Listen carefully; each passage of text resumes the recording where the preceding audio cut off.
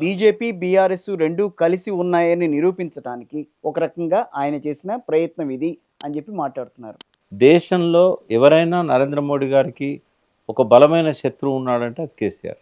ఆయన ముఖ్యమంత్రిగా ఆయన రాకుండా ఉండడానికి తనను తను తగ్గించుకున్నాడు. చంద్రబాబు నాయుడు ఏమో సూసైడ్ చేసుకున్నాడు తెలంగాణలో. మోడీ ఏమో తన క్యాడర్‌ని తనే చంపుకున్నాడు.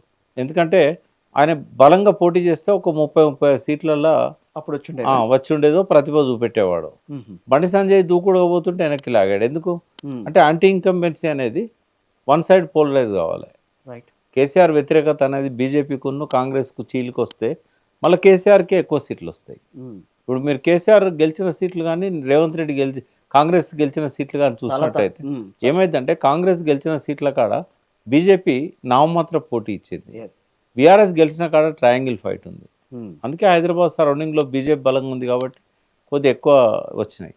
కాబట్టి క్లెవర్గా మోడీ ఏం చేశాడంటే బీజేపీ కనుక గట్టి పోటీ ఇస్తే మళ్ళీ సీఎంగా కేసీఆర్ వస్తాడు. ఈయన ఇక్కడ ఆగడు, మహారాష్ట్రలో చిచ్చుపెట్టిండు, వేరే రాష్ట్రాలకు కూడా ఎక్స్పాండ్ అవుతాడు మూడోసారి గెలిస్తే.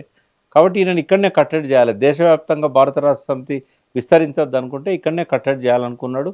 దూకుడుగా పోతున్న బండి సంజయ్నే నెక్కిలాగాడు.